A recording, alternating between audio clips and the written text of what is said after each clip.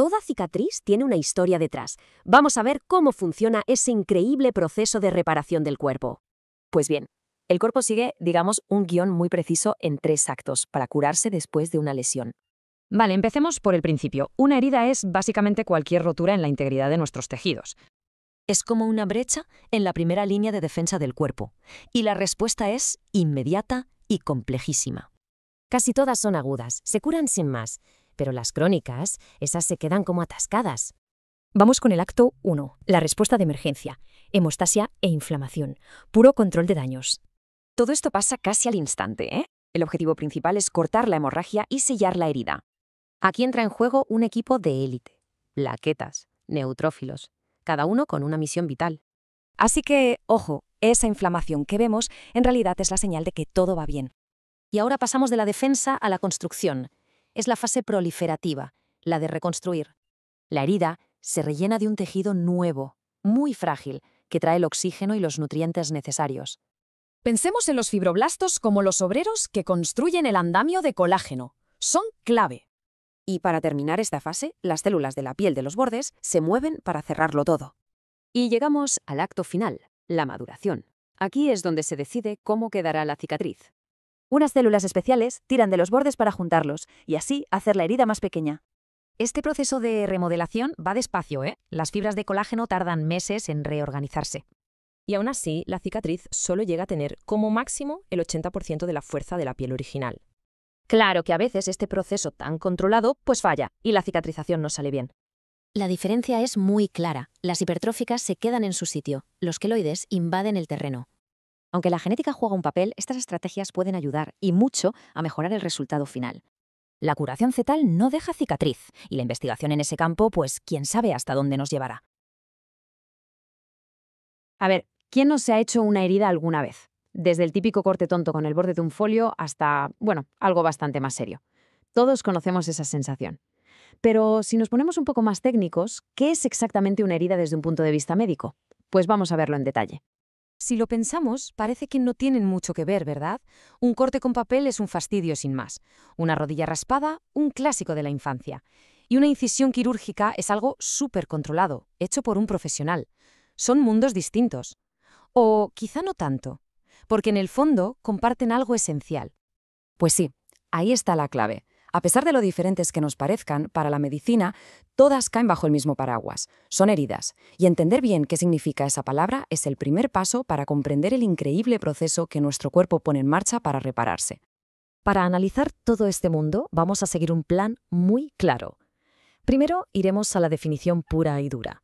Después, veremos la diferencia fundamental entre agudas y crónicas. Luego, nos sumergiremos en un catálogo con los distintos tipos de heridas. Y para terminar, veremos por qué saber todo esto es tan importante en la práctica. Venga, pues vamos a por ello. Empecemos por lo más básico de todo. ¿Cómo define la medicina lo que es una herida?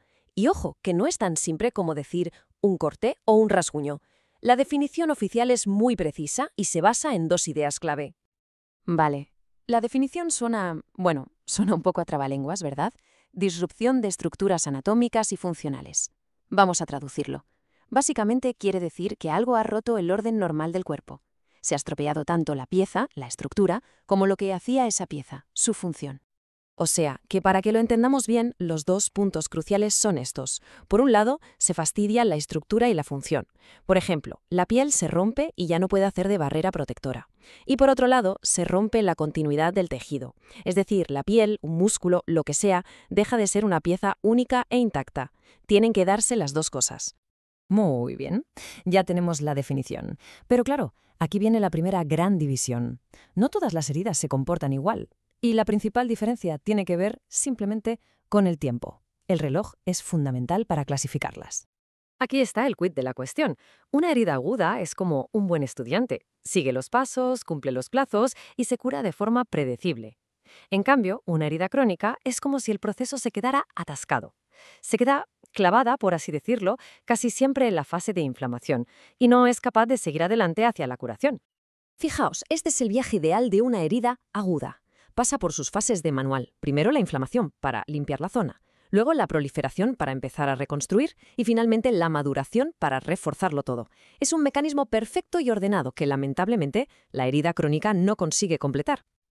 Vale, ya hemos hablado del tiempo. Ahora vamos a meternos en el meollo, en el catálogo de heridas. Porque claro, la forma en que se produce una herida, el agente que la causa, lo cambia absolutamente todo. Y su aspecto nos da muchísimas pistas. Empezamos con dos muy típicas que a veces se confunden. Son como primas hermanas, pero no tienen nada que ver. La punzante, la que hace un clavo o una aguja, es engañosa. Por fuera es pequeña, pero por dentro es profunda. Y eso es un peligro porque puede atrapar bacterias. La incisa o cortante, la de un cuchillo, tiene los bordes limpios, rectos, y eso suele ayudar a que cicatrice mejor si se une bien. Esto es lo que pasa cuando nos damos un buen golpe con algo que no corta, un objeto romo. Aquí no hay un corte definido, los bordes de la herida son irregulares, como machacados. Y es muy típico que alrededor aparezca un moratón, porque la fuerza del impacto daña los tejidos que hay debajo de la piel. A diferencia del corte limpio, la laceración es un desgarro. Imaginemos que la piel se somete a una tensión muy fuerte, se estira hasta que ¡zas!, se rompe. Esto deja unos bordes muy feos, irregulares, como deshilachados, y la curación puede ser un poquito más complicada. Ah, esta nos la conocemos todos, ¿verdad? El típico raspón, la rozadura al caernos. Lo que ocurre aquí es que la capa más superficial de la piel, la epidermis, se lija por el roce con una superficie rugosa. Suelen doler bastante y es porque dejan muchísimas terminaciones nerviosas al descubierto. Y luego tenemos otras que ya son, palabras mayores. La atricción, que es básicamente por aplastamiento, una fuerza brutal. La avulsión, que es un arrancamiento violento de un trozo de tejido, algo bastante serio. Y la herida a colgajo, que como su nombre indica es cuando un trozo de piel se queda medio suelto, como una solapa.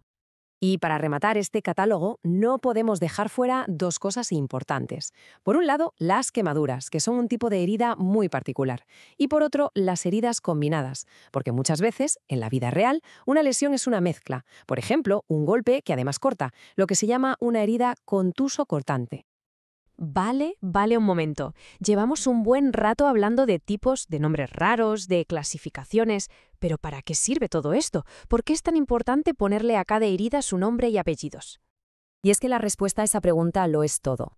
Esto no es un ejercicio académico para memorizar nombres, ni mucho menos. Identificar correctamente una herida tiene consecuencias súper directas y prácticas en el mundo real. La clave es esta. Una clasificación exacta lleva al tratamiento correcto. Y el tratamiento correcto lleva a la mejor curación posible. Es así de directo. Porque claro, no se trata igual una herida punzante, con su riesgo de infección interna, que un raspón superficial. Cada tipo tiene sus peligros y sus necesidades. Al final, todo se puede resumir así. El tipo de herida nos está contando su biografía, qué la provocó, con qué fuerza, desde qué dirección. Y entender esa historia es el primer paso, el paso fundamental para poder ayudar al cuerpo a escribir un buen final, una buena cicatrización. Perfecto. Ahora ya sabemos identificar el problema. Sabemos qué es una herida y de qué tipo. Pero aquí es donde empieza lo realmente alucinante, el proceso de curación. ¿Cómo lo hace el cuerpo para reconstruir lo que se ha roto? Esa es otra historia fascinante. A ver, el cuerpo es una máquina de reparación increíble, la verdad. Pero ¿alguien se ha parado a pensar por qué un corte limpio de bisturí se cose enseguida y, en cambio, un rasguño de esos feos, profundo y sucio se deja abierto? Pues bien, la respuesta esconde 3 estrategias de curación súper inteligentes que tiene nuestro cuerpo. Vamos a desvelarlas. Esa es justo la pregunta clave. Y aunque parezca sencilla, la decisión de un médico de coger la aguja y coser o no nos abre la puerta a 3 maneras de curar que son, totalmente distintas entre sí. Venga, empecemos por el escenario ideal, el final feliz de la cicatrización, por así decirlo. Esto se llama curación por primera intención. Y como su nombre indica, es la vía más directa, la más rápida y la que mejor resultado estético nos va a dar. En el argot médico a esto se le llama cierre primario. Pongamos un ejemplo fácil, un corte de una operación. La lógica aquí es aplastante. Si los bordes de la herida están limpios y encajan a la perfección, pues se juntan con unos puntos y listo. ¿Qué se consigue con esto? Pues minimizar la cicatriz y que la curación vaya, a toda velocidad. Pero claro, esto es como un tratamiento VIP. No todas las heridas tienen acceso. Para esto hace falta que la herida esté impoluta, limpísima, sin el más mínimo rastro de contaminación, y que los bordes encajen como las piezas de un puzzle. O sea, el escenario perfecto, el de libro. Vale, pero ¿y si la herida no es tan ideal? ¿Qué pasa entonces? Pues ahí es cuando nuestro cuerpo saca su plan B, la curación por segunda intención. Y aquí, ojo, la estrategia cambia radicalmente. La herida se deja abierta, sí, a propósito. El cuerpo tiene por delante una tarea de reconstrucción en toda regla. Tiene que rellenar ese hueco desde el fondo hacia la superficie con un tejido nuevo, el tejido de granulación. Es como un trabajo de albañilería biológica. Lento sí, pero muy efectivo. Y claro, la pregunta es, ¿por qué elegir el camino largo? Pues porque a veces es el único camino seguro.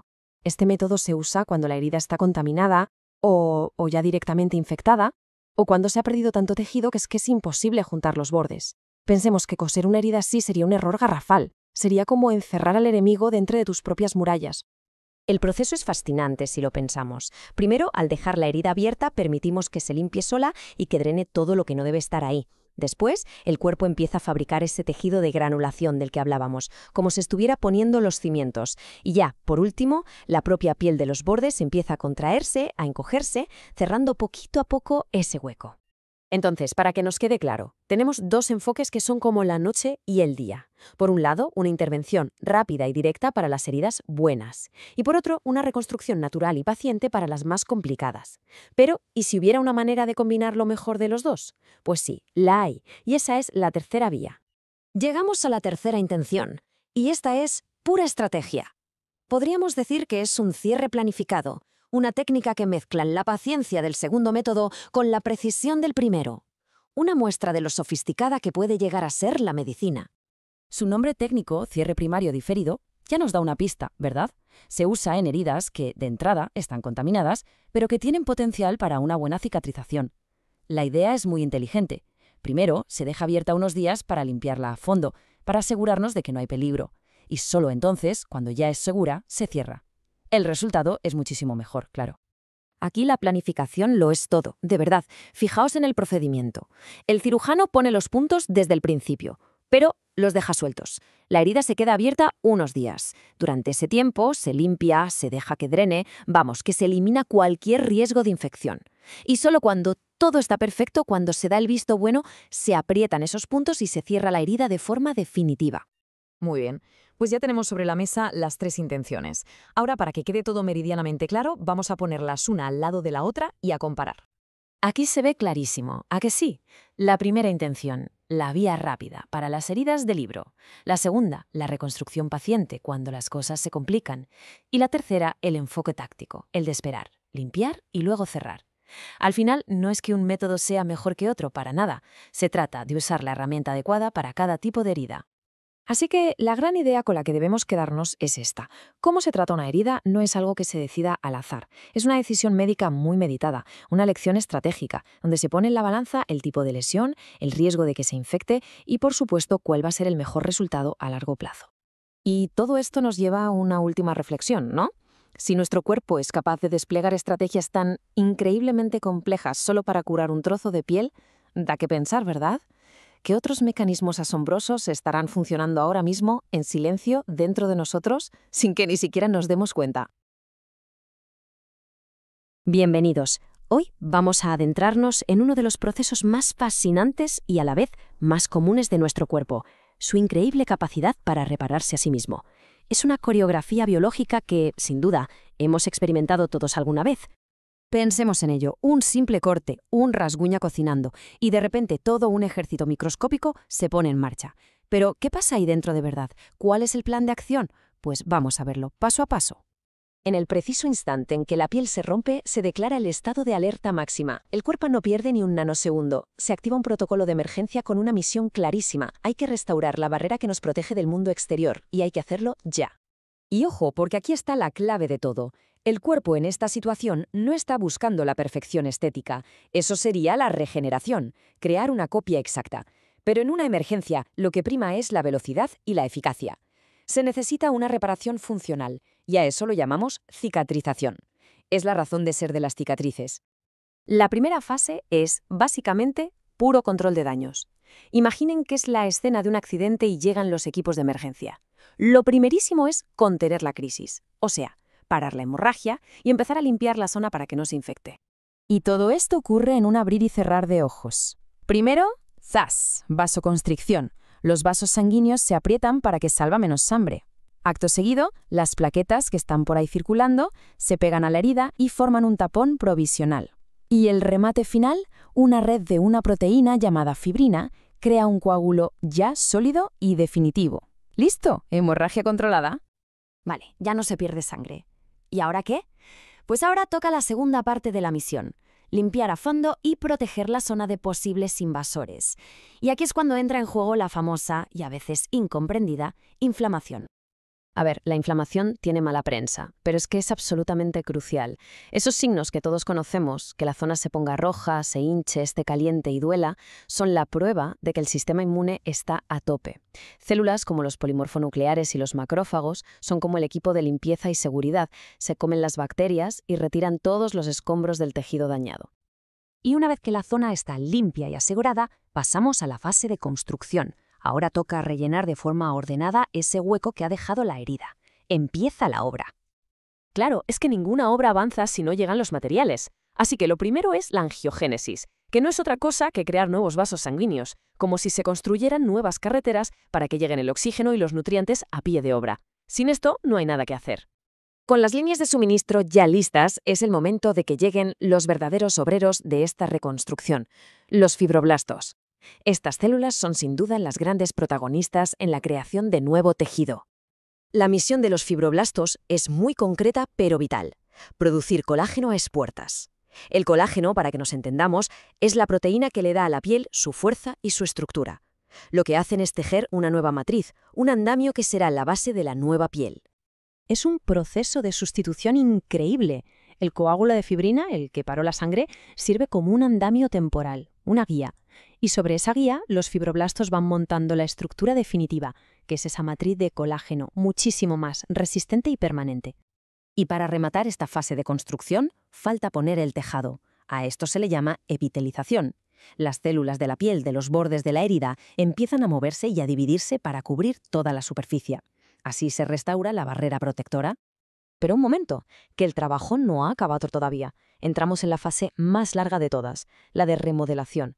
Y esta puede durar meses, a veces incluso más de un año. Durante este tiempo, el tejido nuevo se va reorganizando y fortaleciéndose para parecerse lo más posible a la piel original. Y aquí aparecen unos personajes alucinantes, los miofibroblastos. Son, digamos, unos fibroblastos evolucionados, que han desarrollado una habilidad parecida a la de los músculos. Son capaces de contraerse. Y lo que hacen es una auténtica maravilla de la ingeniería biológica. Estos pequeños motores se agarran a los bordes de la herida y, literalmente, tiran ellos para juntarlos. Van cerrando la herida desde dentro, reduciendo de forma espectacular el tamaño que tendrá la cicatriz final. Es de una precisión asombrosa. Y después de todo este baile de células, proteínas y procesos, llegamos al resultado, al legado de todo este esfuerzo monumental. Llegamos a la cicatriz. A ver, puede que estéticamente no sea perfecta, pero desde el punto de vista funcional es un éxito rotundo. Una cicatriz ya madura puede recuperar hasta el 80% de la fuerza que tenía la piel original. 80%. Es una reparación increíblemente fuerte. Claro que esta velocidad y esta fuerza tienen un precio. El tejido de la cicatriz no es igual. Pierde lo que se llaman crestas epidérmicas, que son esas ondulaciones que, por ejemplo, forman nuestras huellas dactilares. Por eso, en una cicatriz no crece pelo, no hay glándulas de sudor, su arquitectura es más simple. Así que la próxima vez que veamos una cicatriz, propia o ajena, quizá podamos verla con otros ojos. No como un fallo o una imperfección, sino como el testimonio visible de un proceso de ingeniería biológica brutal. Una reparación que, aunque no sea perfecta, la verdad es que roza lo milagroso.